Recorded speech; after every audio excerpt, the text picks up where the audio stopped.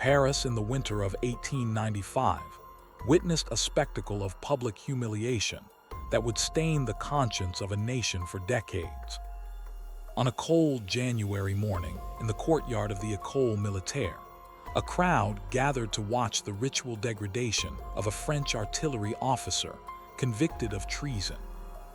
The drums rolled with a somber rhythm as the condemned man stood stoic and pale, while his rank insignias were ripped from his uniform and his sword was snapped over the knee of a sergeant major.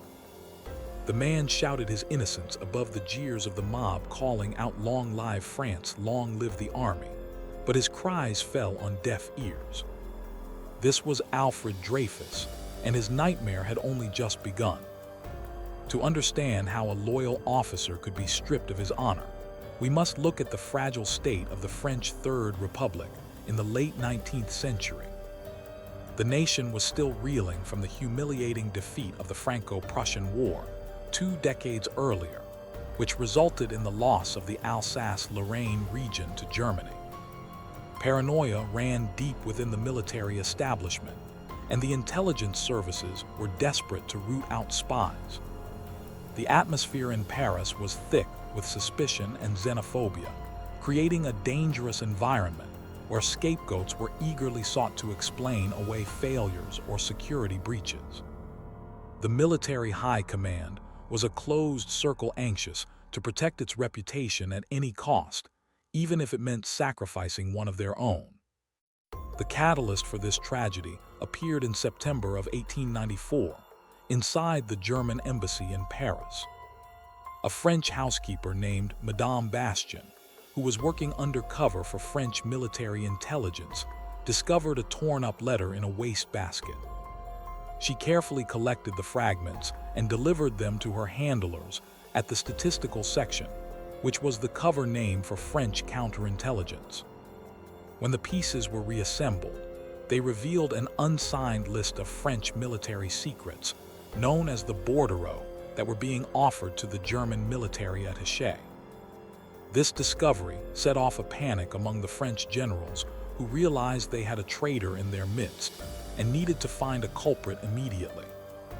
The investigation that followed was hasty and driven by prejudice rather than evidence. The handwriting on the bordereau was the only real clue, and it bore a superficial resemblance to that of Captain Alfred Dreyfus.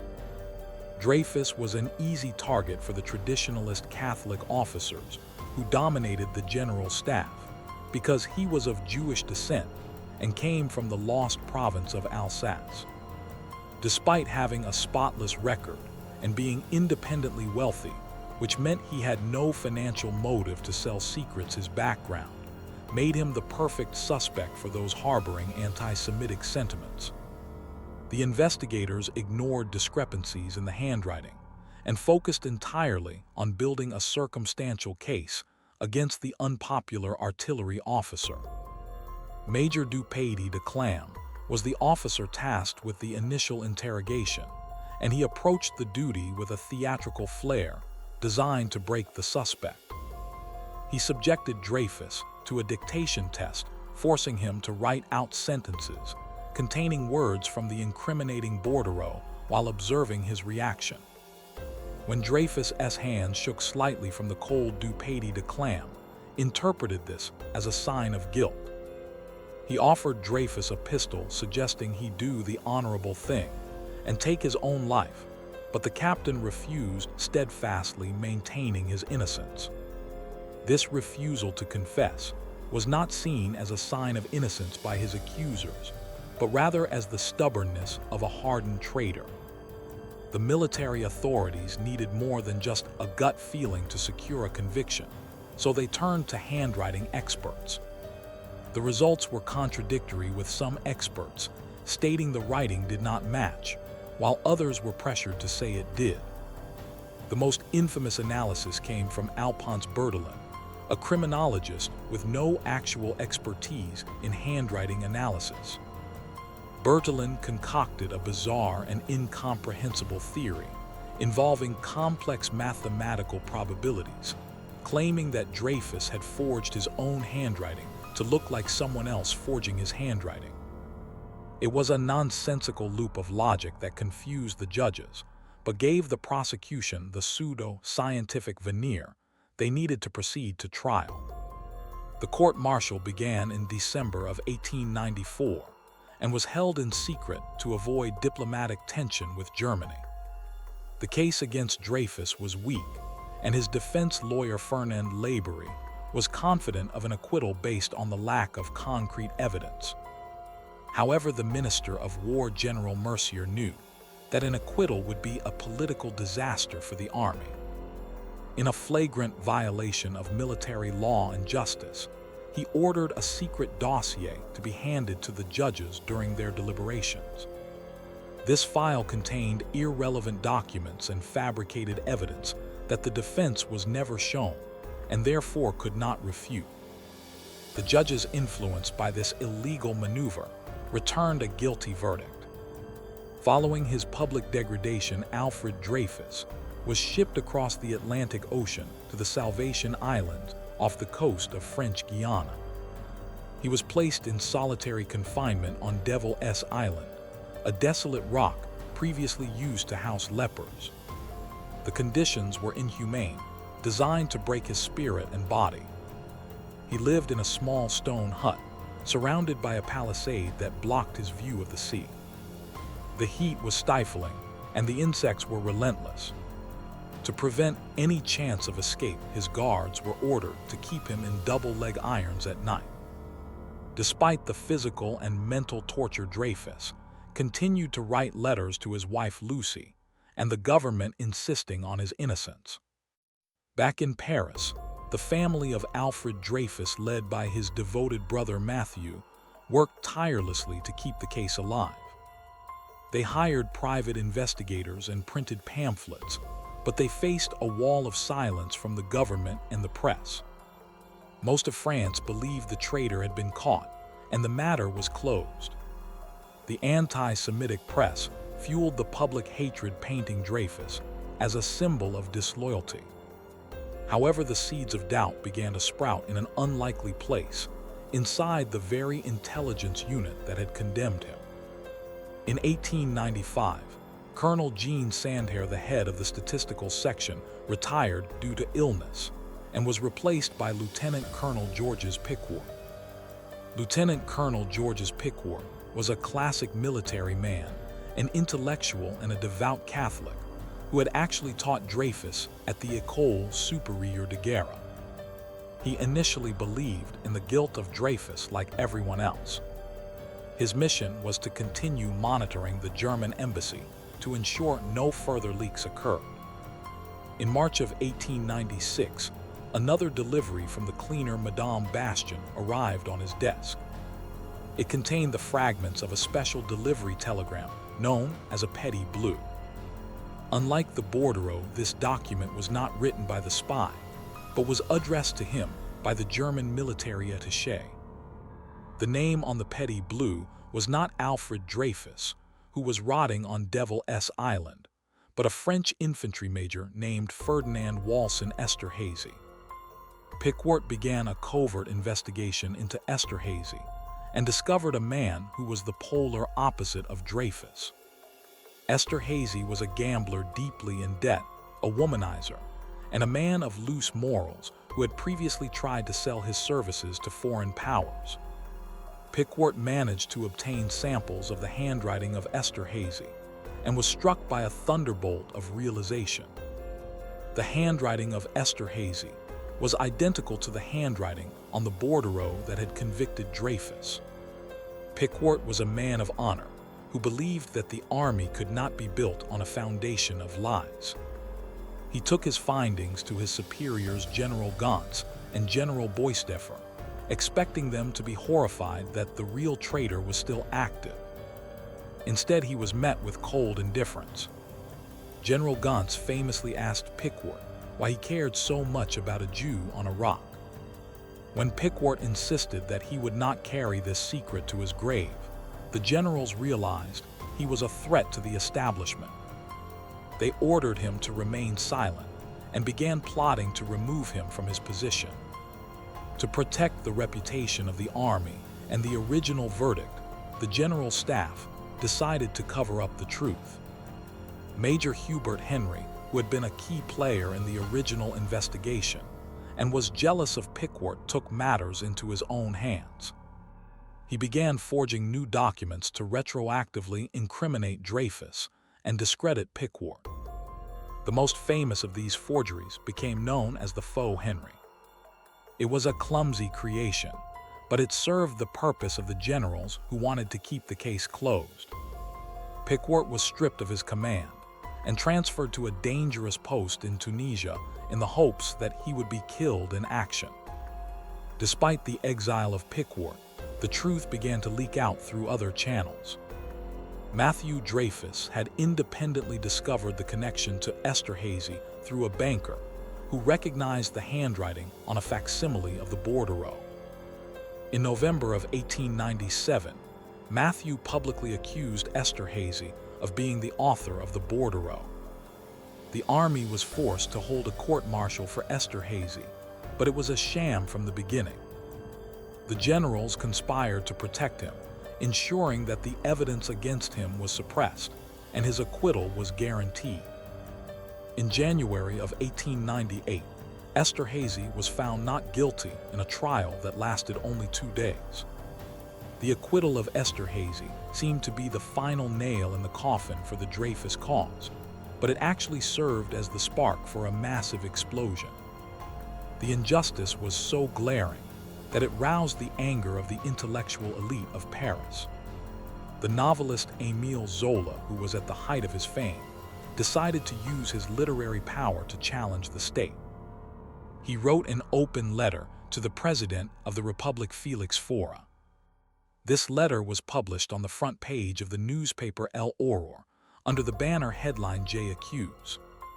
It was a masterpiece of rhetorical fury. In J Accuse, Zola did not merely argue for the innocence of Dreyfus, he directly accused the highest-ranking generals and the War Office of a malicious conspiracy. He named names listing the officers who had lied, forged evidence, and covered up the truth. Zola knew that by publishing this letter, he was exposing himself to prosecution for libel, but that was his strategy. He wanted to force the government to sue him, so that the evidence of the Dreyfus case could be aired in a civilian court, where the military could not control the proceedings. It was a gamble of immense personal risk. The publication of J Accuse split France into 2 hostile camps that cut across families and friendships. On one side were the Dreyfusards, who stood for justice, truth, and human rights. They included intellectuals, artists, and left-wing politicians. On the other side were the anti-Dreyfusards, who supported the army, the church, and traditional authority. They viewed any attack on the military as an attack on France itself. Riots broke out in the streets, and anti-Semitic mobs attacked Jewish shops and synagogues. The country was on the brink of civil war over the fate of one man.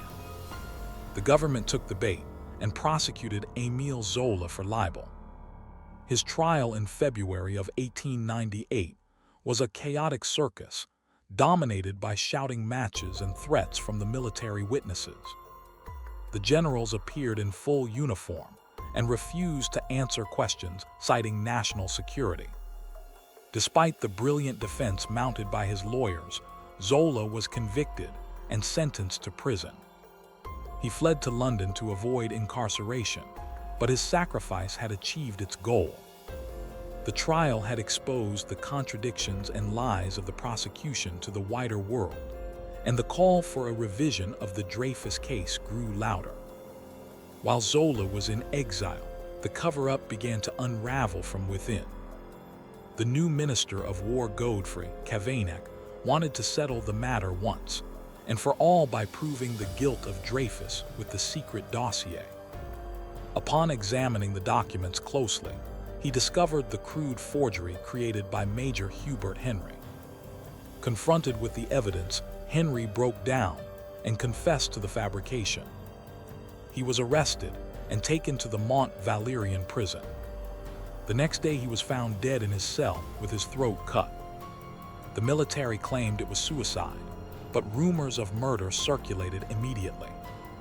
The confession and death of Henry made it impossible for the government to deny a review of the case. The Supreme Court of Appeal annulled the original verdict of 1894 and ordered a new court-martial. In 1899, Alfred Dreyfus was brought back from Devil's Island.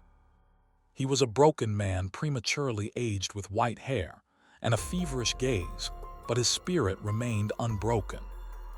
He arrived in the city of Rennes for his second trial, unaware of the massive political storm that his name had ignited across the globe. The trial in Rennes in the summer of 1899 was attended by journalists from all over the world. The atmosphere was tense, with an assassination attempt on the lawyer of Dreyfus, Fernand Laborie, who was shot in the back but survived. The military hierarchy closed ranks once again, refusing to admit their mistake. General Mercier, the architect of the original conspiracy, testified with arrogance and deceit. Despite the overwhelming evidence that Esterhazy was the spy and that the documents against Dreyfus were forgeries, the military judges could not bring themselves to completely exonerate him. The verdict delivered by the court at Rennes was one of the most absurd in legal history. The judges found Dreyfus guilty of treason, but with extenuating circumstances. It was a logical impossibility, as one cannot be a traitor with an excuse. The verdict was a political compromise designed to save the face of the army, while acknowledging that the original sentence was too harsh. Dreyfus was sentenced to 10 years in prison, but since he had already served 5 years in hellish conditions, the government offered him a pardon. This presented a terrible dilemma for Alfred Dreyfus. Accepting a pardon implied an admission of guilt, which went against everything he had fought for. However, his health was shattered, and his brother and friends feared he would not survive another stint in prison. Reluctantly, and with a heavy heart, Dreyfus accepted the pardon. He was released and returned to his family, but he was not satisfied. He declared that he would continue to fight for his complete legal rehabilitation and the restoration of his honor. It would take another 7 years for the slow wheels of justice to turn completely. The political landscape of France shifted with the anti-clerical and Republican forces gaining power over the conservative military establishment. The investigation was reopened once more, and this time it was conducted by the civilian Supreme Court of Appeal without military interference. The court meticulously dismantled every piece of evidence against Dreyfus, proving that the bordereau was written by Esterhazy, and the secret dossier was a collection of forgeries and irrelevant papers. On July 12, 1906, the Supreme Court officially annulled the verdict of the Rennes court-martial. They declared Alfred Dreyfus innocent of all charges and ordered his reinstatement into the army. It was a total victory for the Dreyfusards and a vindication of the rule of law. The man who had been reviled as a traitor was now recognized as a victim of a monstrous state conspiracy. The Senate voted to reinstate him with the rank of major, and he was also made a Knight of the Legion of Honor. The ceremony to award Dreyfus the Legion of Honor took place in the same courtyard of the École Militaire, where he had been degraded 12 years earlier. It was a quiet and emotional event. Brigadier General Gilling pinned the medal on the chest of Major Dreyfus, who stood at attention with tears in his eyes. The soldiers presented arms, and the nightmare was finally over. Dreyfus simply whispered, "Long live the Republic." He harbored no bitterness toward the army. He loved only a deep relief that his honor was restored. Georges Picquart, the man who had sacrificed his career to save an innocent man, was also vindicated. He was promoted to brigadier general and later became the Minister of War. It was a remarkable turn of events, where the outcast became the leader of the very institution that had tried to destroy him. Esterhazy, the real spy, fled to England, where he lived out his days in obscurity, selling his story to anti-Semitic newspapers and never facing justice for his crimes. The legacy of the Dreyfus Affair extended far beyond the personal vindication of one officer. It fundamentally changed French society, leading to a strict separation of church and state in 1905. It discredited the reactionary forces of the military and the church, strengthening the French Republic. However, it also revealed the terrifying power of prejudice and the mob mentality. The polarization of French society persisted for decades, echoing in the political divisions of the 20th century. The affair also had a profound impact on a journalist named Theodore Herzl, who was covering the degradation ceremony in 1895. Witnessing the virulence of the anti-Semitic crowds in the capital of European Enlightenment convinced Herzl that Jewish people would never be safe in Europe. This realization led him to write The Jewish State and launch the modern Zionist movement. The cries of death to the Jews in Paris eventually led to the founding of the State of Israel half a century later. Alfred Dreyfus served in World War I, commanding an artillery column at Verdun and proving his patriotism once again. He died in 1935, surrounded by his family. His story remains a chilling reminder of how easily justice can be subverted by national security concerns and prejudice. It stands as a testament to the courage of the few who dare to stand against the many in the name of truth. The Dreyfus Affair warns us that the rights of the individual must always be protected against the overwhelming power of the state.